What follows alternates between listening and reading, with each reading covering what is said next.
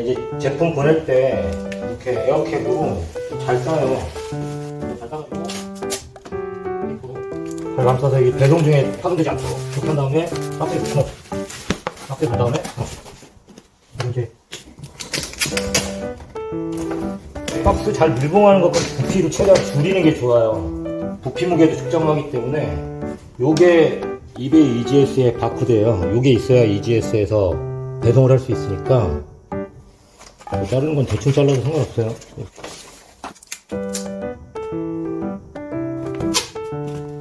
EGS에서는 택배 픽업 서비스도 있으니까 택배 픽업 신청하면 요들을 갖고 있으면 택배 기사님이 방문을 하러 와요.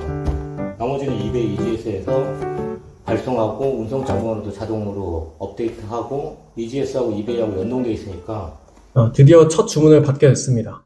저도 이제 이베이에서 셀링을 하면서 처음으로 첫 주문을 받았는데 이걸 이제 어떻게 처리를 해야 될지 몰라서 이베이 은고님한테 조언을 좀 들으러 왔어요. 오늘 이렇게 이베이에서 배송 처리하는 걸 배우고 나서 이제 앞으로는 저 혼자서 이제 배송 처리를 해야 될 텐데 오늘 완벽하게 숙지를 하고 배워보도록 할게요. 이거 하나 파는데 엄청 힘들었어요, 진짜. 그래도 뭐 이 정도 시간에 판매 이루어졌으면 굉장히 빠른 거예요. 저도 그게 되게 참 대단하다라고 생각을 합니다. 근데 이 상품 팔면서 이제 되게 어려운 점이 있었거든요. 과연 이렇게 상품을 등록하는 게 과연 팔릴 것인가 되게 궁금했었고, 제가 이렇게 상품을 등록을 시켰는데 제 물건을 누군가가 산다는 것 자체가 진짜 너무 신기했거든요. 근데 제 물건을 산 사람이 확인해보니까 영국 사람이더라고요. 그래서 영국 사람이 한국에서 얼굴도 모르는 내 물건을 과연 살 수 있을까? 어떻게 보면은 이베이에서 제가 찾기도 힘든데 그 사람은 내 제품을 어떻게 찾아가지고 샀는지 참 신기합니다. 뭐 우리나라에서도 사실 판매자들을 누군지 알고 물건 사는 거 아니잖아요. 그냥 뭐 처음 셀링되고 판매됐으니까 이제 신기한데 그거 그냥 우리나라 스마트 스토어에서 파는 거하고 똑같다고 생각하시면 돼요. 제 물건을 산 사람이 제가 지금 팔았던 제품이 샴푸거든요. 네. 근데 그 샴푸 제품을 이 영국 사람이 과연 이걸 알고 샀을까? 모르고 샀을까? 그것까지는 모르겠어요. 어쨌든 팔려서 이건 배송을 하긴 해야 되잖아요. 그래서 오늘 배송하는 방법 좀 알려주셔야 돼요. 네, 알려드릴게요. 일단 이베이에서 주문을 받았으니까 제일 먼저 해야 되는 건 뭐냐면 이제 상품을 준비해서 포장해야죠. 포장 정말 잘해야 되는 게 파손되면 안 되니까 아주 튼튼하게 잘 포장하고 그다음에 그걸 이제 발송해야죠. 발송한 다음에 또 운송장 번호를 이베이 또 업데이트 해야 돼요. 이렇게 3단계를 끝내야 이제 이베이에서 배송 처리가 끝나는 거예요. 다시 정리를 해보면은 상품 재고 확인을 하고 상품 재고 확인해서 상품 포장하고 그걸 이제 발송 처리를 하고 그리고 거기에 대한 송장 번호가 있으면은 이베이에다가 업데이트를 하고. 네. 상품을 포장할 때 주의할 거는 좀 튼튼하게 포장해야 돼요. 에어캡이나 이런 걸로 완충제를 써가지고 튼튼하게 포장을 하고 또 동시에 박스의 부피도 줄여야 돼요. 그렇게 해서 포장해가지고 뭐 우체국이든 뭐 DHL이든 이런 운송사에다가를 통해서 보내고 그다음에 운송장 번호를 이베이에 업데이트하고. 뭐 그렇게 어렵지는 않아 보이는데요? 어려울 거 없어요. 네. 그러면은 부피는 이건 왜 줄여야 되는 거예요? 이 국제 운송료는 무게마다 다 달라요. 근데 무게 중에 부피 무게라고 하는 게 있어요. 그래서 박스의 가로 세로 높이를 곱해가지고 일정한 값으로 나누거든요. 그 나눈 값을 또 무게로 계산을 해요. 그래서 무게하고 부피 무게 중에 더 무거운 걸 기준으로 해서 배송료를 책정하거든요. 그러니까 부피를 줄여야 되는 거예요. 그러면은 부피가 큰 제품은 팔기가 좀 어려운 거예요?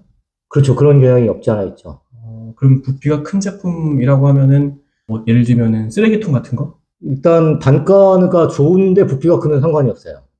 근데 만약에 지금 얘기하신 것처럼 쓰레기통이나 아니면 플라스틱 아기 욕조 같은 거 부피는 큰데 판매 가격도 낮은 거 그런 거는 배송료가 너무 비싼 거예요. 그러면은 현지에서 못 구하는 제품인데 부피가 큰 제품은 이제 판매할 가능성도 있다.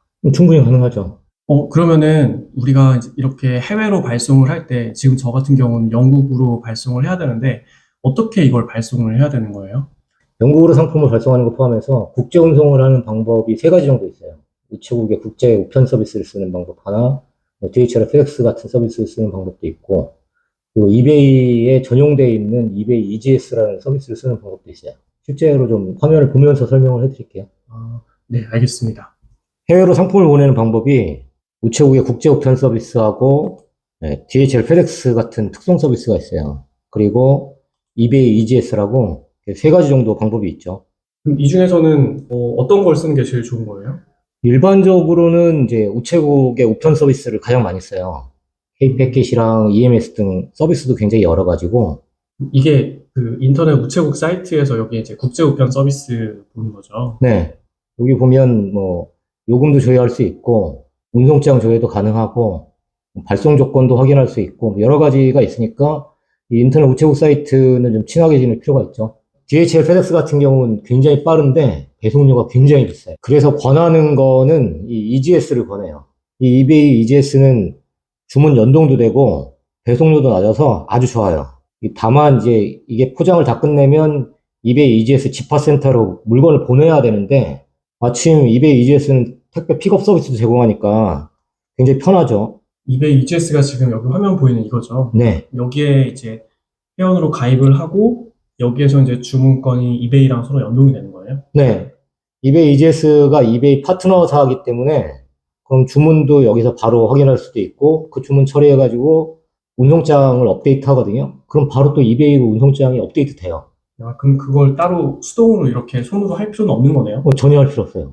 그러면은 이거 쓰는 게 제일 낫겠네요, 아무래도. 네, 그렇죠. 이게 지금 이베이 셀러들을 위해서 하고 있는 서비스 중에 하나이기 때문에 특별한 이슈가 없는 한은 여기를 사용하는 게 가장 좋아요. 알겠습니다. 그렇게 해서 잘 포장해가지고 EGS로 보내서 깔끔하게 배송 처리되기를 바라요.